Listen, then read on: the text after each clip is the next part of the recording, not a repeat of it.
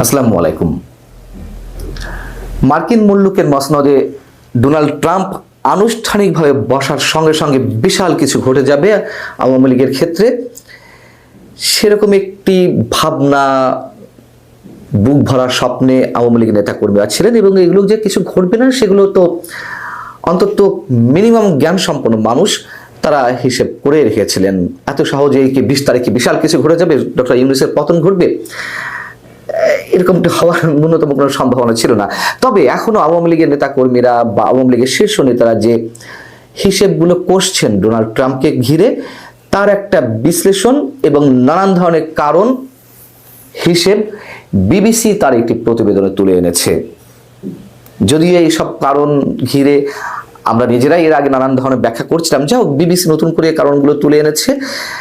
সেই হিসেব থেকে আসলে কতটুকু মেলানো যেতে পারে, ডোনাল্ড ট্রাম্প আওয়ামী লীগের আশীর্বাদ হয়ে এসেছেন, আওয়ামী লীগ আবার দেশে পুনঃপ্রতিষ্ঠা পাবে, কিংবা নির্বাচনের মাধ্যমে ক্ষমতায় আসবে, কিংবা যেভাবেই হোক পাশার দান উল্টে যাবে বাংলাদেশের ক্ষেত্রে। বিবিসি যেটি বলছে কারণগুলোর মধ্যে প্রথম হচ্ছে, আওয়ামী লীগ যে হিসেবগুলো করছে সেই জায়গা থেকে বলছে, ডোনাল্ড ট্রাম্প যাদের পছন্দ করেন না তারা বাংলাদেশের সরকার প্রধান, অন্তর্বর্তীকালীন সরকার প্রধান অধ্যাপক মোহাম্মদ ইউনূস সাহেবকে পছন্দ করেন না। কেমন? সেটা হচ্ছে যে doctor Mohammad Yunus Joe Biden প্রশাসনের সমর্থন পেয়েছিলেন, সেটি তিনি ডোনাল্ড ট্রাম্পের কাছ থেকে পাবেন না। এবং মোহাম্মদ ইউনূস যুক্তরাষ্ট্রের সাবেক পররাষ্ট্রমন্ত্রী হিলারি ক্লিনটনের নির্বাচনে ডেমোক্রেট দলের তহবিলে তিনি অর্থ প্রদান করেছিলেন, কিন্তু ডোনাল্ড ট্রাম্প প্রথম নির্বাচনে হিলারি ক্লিনটনকে হারিয়েই তিনি বিজয়ী হয়েছিলেন। আবার 2020 সালের নির্বাচনে মিস্টার ট্রাম্প ডেমোক্রেট দলীয় জো বাইডেনের কাছে হেরেছেন, এবং জো বাইডেনও ডক্টর মোহাম্মদ ইউনূসকে সর্বাত্মক সহযোগিতা করে আসছিলেন, বা সমর্থক হিসেবে আমরা জানি যে কতটা তিনি হার্ডলাইনে ছিলেন। শেখ হাসিনা সরকারের পতনে উচ্ছ্বাস প্রকাশ করেছিল জো বাইডেন সরকার, এবং সাবেক মার্কিন পররাষ্ট্রমন্ত্রী হিলারি ক্লিনটনও উচ্ছ্বাস প্রকাশ করেছিলেন, এবং ইউনূস সরকারের যারা সমর্থক তারাও একইভাবে উচ্ছ্বাস প্রকাশ করেছিলেন। অন্যদিকে আওয়ামী লীগ সরকারে থাকার সময় বেশ কয়েক বছর ধরে নির্বাচন ইস্যুতে জো বাইডেন যে চাপ প্রয়োগ করে আসছিল সেটিও আমরা সবাই জানি। র্যাবের উপরে নিষেধাজ্ঞা দিল যুক্তরাষ্ট্র সরকার, জো বাইডেন সরকার, এবং নির্বাচনকে কেন্দ্র করে তারা ভিসা নীতিও আরোপ করলো হাসিনা সরকারের উপরে। তখন তো আওয়ামী লীগ একটা বেকায়দায় পড়েছিল। কিন্তু ট্রাম্প সরকার কি এখন সে পথে এগোবে?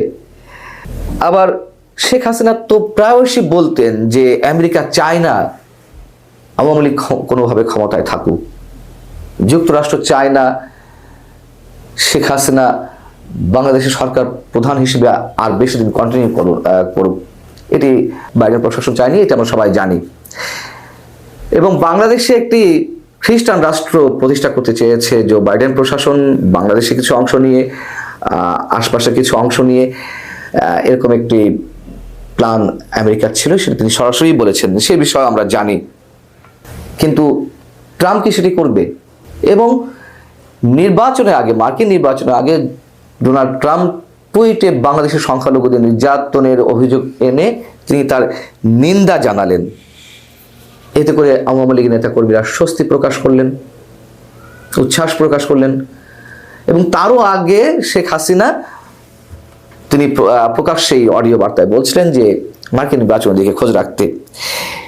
এইসব কারণকে বিবেচনায় নিয়ে এসে আওয়ামী লীগ নতুন হিসাব করছে যে তাদের জন্য বাংলাদেশ উর্বর হয়ে উঠছে, হয়তো বেশি দিন লাগবে না। আওয়ামী লীগের সাবেক তথ্য সম্প্রচার মন্ত্রী মোহাম্মদ আলী আরাফাত তিনি বিবিসিকে বলছেন যে বাইডেন প্রশাসন বাংলাদেশ সহ অনেক দেশের অভ্যন্তরীণ রাজনীতিতে সরাসরি হস্তক্ষেপ করেছে, কিন্তু ডোনাল্ড ট্রাম্প আগেই দেখিয়েছেন যে তিনি এ ধরনের নীতিকে বিশ্বাস করেন না। তাহলে বিষয়টা কি দাঁড়ালো? এতগুলো হিসেব যখন আওয়ামী লীগের পক্ষ থেকে আসছে, তখন আবার একটু বিপরীতধর্মী কথা বলে ফেললেন না মোহাম্মদ আরাফাত, যে ট্রাম্প এসব নীতিতে বিশ্বাস করেন না, বাইডেন যা করেছেন। তো বিশ্বাস যদি নাই করেন তাহলে তাকে নিয়ে উচ্ছ্বাস করার কি আছে? বিশ্বাস যদি নাই করেন তাহলে ইউনূস প্রশাসনের পেছনে তিনি কেন লাগবেন? বিষয়টা হচ্ছে যে আওয়ামী লীগের যে হিসাব নিকাশ সেগুলো আমি বলবো কোনো কোনো ক্ষেত্রে ঠিক আছে, সর্বাংশে না হলেও, এটি আমার বিবেচনায়। আরেকটি বিষয় হচ্ছে যে যেদিক থেকে কন্ট্রাডিক্টরি বা বাস্তবতা বিবর্জিত তা হচ্ছে ট্রাম্প প্রশাসন হোক আর বাইডেন প্রশাসন হোক, যেই হোক না কেন, বাংলাদেশের রাজনীতিতে হস্তক্ষেপ করবে না যুক্তরাষ্ট্র এটি মনে করার কোনো কারণ নেই। জিও স্ট্র্যাটেজিক্যাল পলিসি থেকে বা এই অঞ্চলে যুক্তরাষ্ট্রের যে স্বার্থ রয়েছে সেই জায়গা থেকে অবশ্যই যুক্তরাষ্ট্র সবসময় বাংলাদেশের রাজনীতিতে হোক বা ভূ রাজনৈতিক হিসেব নিকেশ থেকে হোক তারা হস্তক্ষেপ করবেই। এটিকে উড়িয়ে দিয়ে কোনো ধরনের বিশ্লেষণ করার মানে হচ্ছে আমরা বাস্তবতাকে অস্বীকার করছি। যদিও অনেক বিজ্ঞজনেরা যে কিংবা কূটনীতিবিদরা তারা বলছেন যে যুক্তরাষ্ট্রের সরকারে যেই আসুক না কেন পররাষ্ট্র নীতিতে কোনো ধরনের চেঞ্জ আসে না। আমি আমার ক্ষুদ্র অবস্থান থেকে বিনয়ের সঙ্গে এগুলোর মোটামুটি বিরোধিতা করি। পররাষ্ট্রনীতিতে খুব বেশি পরিবর্তন আসে না, কিন্তু পরিবর্তন তো আসেই, এটি বাস্তবতা। চীন ইস্যুতে যুক্তরাষ্ট্র যেই নীতি অবলম্বন করে আছে চীনের প্রভাব এই অঞ্চলে প্রতিরোধের জন্য, সেটিকে একেবারে ট্রাম্প প্রশাসন ভুলে যাবে? প্রশ্নই ওঠে না। এবং সর্বশেষ বাংলাদেশে নিযুক্ত যুক্তরাষ্ট্রের ভারপ্রাপ্ত রাষ্ট্রদূত ট্রাসি জ্যাকবসন তিনি কিন্তু আমাদের প্রধান উপদেষ্টার সঙ্গে দেখা করেছেন, কথা বলেছেন সোমবার, এবং সেই জায়গাতে তিনি বলেছেন বাংলাদেশে মানবাধিকার ইস্যুতে এবং সংখ্যালঘু নির্যাতনের বিষয়ে উদ্বেগ যুক্তরাষ্ট্র প্রকাশ করছে, এটি জানিয়ে দিয়েছেন। মানবাধিকার কোনটা? আওয়ামী লীগের বিরুদ্ধে যা কিছু হচ্ছে, আওয়ামী লীগের যারা অপরাধী, আওয়ামী লীগের যারা খুনি হত্যাকারী তাদের বিচার অবশ্যই হবে, কিন্তু ঢালাওভাবে যা হচ্ছে সেটা তো মানবাধিকার লঙ্ঘনের পর্যায়ে পড়ে নিঃসন্দেহে।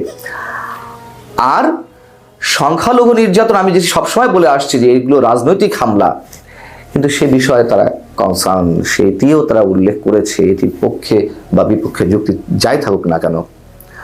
অতএব আওয়ামী লীগ যে হিসাব নিকাশ করছে সেগুলোকে যেমন পূর্ণ বিবেচনায় নেওয়া যায় না, তেমনি একেবারে এর অংশ বিশেষ খুব সহজে উড়িয়েও দেওয়া যায় না। আল্লাহ হাফিজ, ভালো থাকুন।